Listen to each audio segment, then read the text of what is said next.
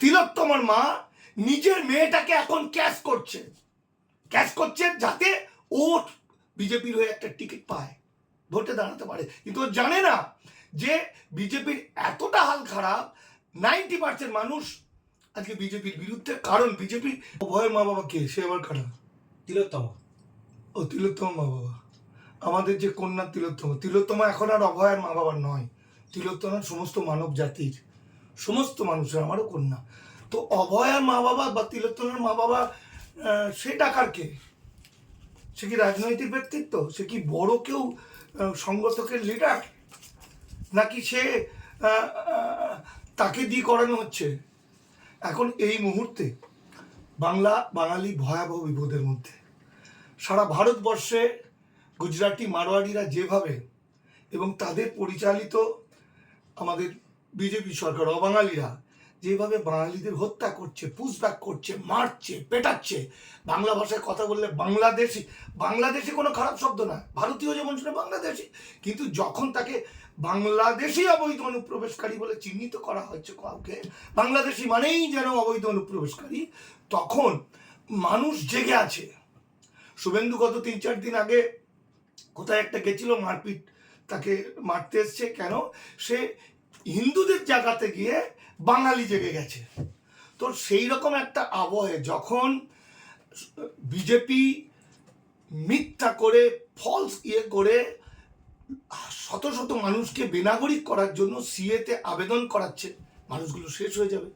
যখন আমার রাজ্যের, আমার প্রাণের সন্তানরা, আমাদের ভাইরা বোনরা যারা পেটের দায়ে সারা ভারতবর্ষে নিজের দেশে কাজ করতে যাচ্ছে, সেখানে যখন পেটানি খাচ্ছে, যেখানে আমার গুজরাটি মারোয়াড়িরা ভারতের বাংলার সমস্ত মাটিটাকে নিয়ে নিতে চাইছে, যেখানে SIR করে প্রায় 4 কোটি থেকে 4.5 কোটি প্লাস মানুষকে চিরকালের জন্য শেষ করতে, সেখানে কে অভয়ের মা বাবা? কোথা থেকে এলো? আকাশ থেকে পড়েছে?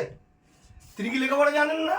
কেসটা চলছে সুপ্রিম কোর্টে, কেসটা চলছে, আইনের মধ্যে আছে, সিবিআই সেটা দেখছে, ভালো মন্দ হেন তেন একটা বিচার দিয়েছে, সেই বিচার আমাদের পছন্দ হয়নি, হতেই পারে। তার জন্য তুমি একা একা নবান্ন অভিযান করছো, মানে তাদের উদ্দেশ্যটা হচ্ছে দিয়ে দেওয়া। সুতরাং একটা কন্যাকে, একটা মৃত কন্যার মা বাবা যে কত ডেঞ্জারাস এবং বদমাইশ এবং স্বার্থপর হতে পারে, এই ভদ্রমহিলা দুজন দেখেছি। ওর কথাবার্তায় প্রতিটি মুহূর্তে হিন্দুত্ববাদ এবং পুরোপুরি সিপিএমের একটা ভয়ঙ্কর কিছু, যে সিপিএম, আমি তখন সিপিআই ছিল, দেখাচ্ছে। আমি গবেষণা করতে গিয়ে দেখছি নাগরিকত্বর 50 সালের আগে এরা বাংলা ভাগ চেয়েছিল, এরা বাংলা ভাগ চেয়েছে, এরা কখনো নাগরিকত্বের আন্দোলন করেনি, এরা নাগরিকত্ব কি বলে ওই পুনর্বাসনের আন্দোলন করেছে। আর আজকে এই যে তিলোত্তমা আন্দোলনটা হলো, বিরাট আন্দোলন, সে আন্দোলনে আমরাও ছিলাম। একদিকে একটা বাংলার বাঙালিরা বাংলাদেশের গুলির মুখে দাঁড়িয়ে বলছে নে আমার সমানের বাংলা, 1,500 প্রাণ দিয়ে দিল। আর এই তিলোত্তমা আন্দোলনের বাঙালিরা সারা পৃথিবীর মধ্যে ছড়িয়ে দিল 150 গ্রাম বীর্য, মানে বাংলায় কেউ আসবে না, বাংলায় এলে রেপ হয়ে যাবে বলে বাংলাকে শেষ করে দিল।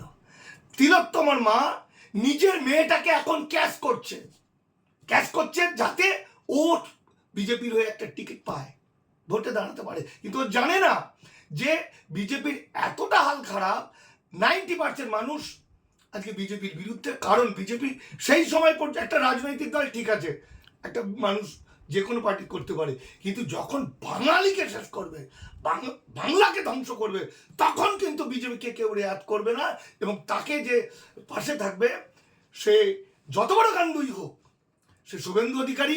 আজকে এত বড় তার সাহস, চারিদিকে সে সারা মার খাচ্ছে, লোকে ঘৃণা করছে, যে তার নিজের মাকে পর্যন্ত বাজিয়ে রেখেছে। যে শুভেন্দু অধিকারী আজকে তাকে যে জন্ম দিয়েছেন, সেই মায়ের চেয়ে পৃথিবীতে কেউ হয় না বেশি, সেই মাকে অবৈধ অনুপ্রবেশকারী প্রমাণ করে ফেলছে। সে যে কোনো সময় তার মা গ্রেপ্তার হতে পারে যদি কেউ একটা মামলা করে দেয়। তাহলে একজন পাকিস্তানি শুভেন্দু অধিকারী, একজন অবৈধ অনুপ্রবেশকারী শুভেন্দু অধিকারী, সে ইস্যুটাকে নিয়ে বাজারটাকে গরম করতে চাইছে। শুনলাম নৌসাদও তার পিছনে নাকি সমর্থন জানিয়েছিল। আমি জানি না সমর্থন জানিয়েছি কি জানায়নি। যদি জানায়, নৌসাদকেও কিন্তু পছন্দ করবে না গ্রাম বাংলার অসংখ্য মানুষ, কারণ গ্রাম বাংলার অসংখ্য মানুষের এখন ঘুম উঠে গেছে। যেখানে রাহুল গান্ধী কাল প্রমাণ করে দিয়েছে সমস্ত মিথ্যায়, নির্বাচন কমিশন আমাদের সমস্ত মানুষকে শেষ করার জন্য, বিজেপিকে জেতানোর জন্য যা করছে তাই করছে। আমরা বিহারে তাই দেখলাম, আমরা পশ্চিমবঙ্গে তাই দেখব। এখানে শুভেন্দু অধিকারীর যেভাবে বিনীত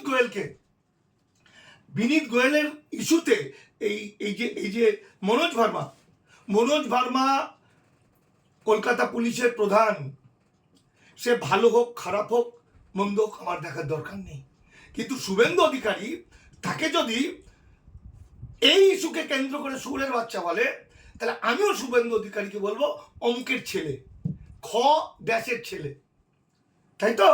ফলে শুভেন্দু অধিকারীর এই নোংরামিটা মানুষ সহ্য করছিল, আর সহ্য করবে না। কারণ আস্তে আস্তে আস্তে আস্তে আগুনটা জ্বলছে, জলটা গরম হচ্ছে, এবার বাষ্প হচ্ছে, বাঙালি জাতির চোখের সামনে দেখা যাচ্ছে ভয়াবহ দিন এগিয়ে আসছে। কত আমাকে আজকে সীতারাম ফোন করেছে কাটোয়ার, সেই আমার কাছে আমার কি বলবো, আমার ভাগ্নের মতো আমার কাছে থাকতো ছোটবেলা থেকে। তারা যুগ যুগ ধরে বাস করছে, তার ভয় হয়ে গেছে, তার বাবার কোনো কাগজ নেই, গরিব মানুষ, 47 সালের আগের তাদের কোনো জমি ছিল না, তাদের কোনো কাগজ নেই। তাকে ফোন করেছে, সে বলছে মামা আমাকে এক বিএলও আমার বন্ধু ফোন করে বলছে তো 47-এর আগে কি তোর বাবা মায়ের কোনো কাগজ আছে? আমাদের তো কিছু নেই, কি করব? ফলে চারিদিক থেকে কান্নাকাটি শুরু হয়ে গেছে, হিন্দু মুসলমান সবাই। যখন হিন্দু মুসলমান বাঁচার জন্য এক হয়ে যাচ্ছে, বাঙালি হয়ে উঠছে, তখন শুভেন্দু অধিকারী কাকে একটা সুরের বাচ্চা বলে দৃষ্টিটাকে ঘুরিয়ে দিতে চাইছে। আসলে ওই জিনিসটা তিনি নিজে, মানে শুভেন্দু অধিকারী নিজে একটা সুরের বাচ্চা, সুরের বাচ্চা শুধু নয়, ও ভয়ঙ্কর। এবং এই জাতটাকে যতক্ষণ পর্যন্ত নিকেশ না করা হবে, ততক্ষণ বাংলা এবং বাঙালি জাতির মুক্তি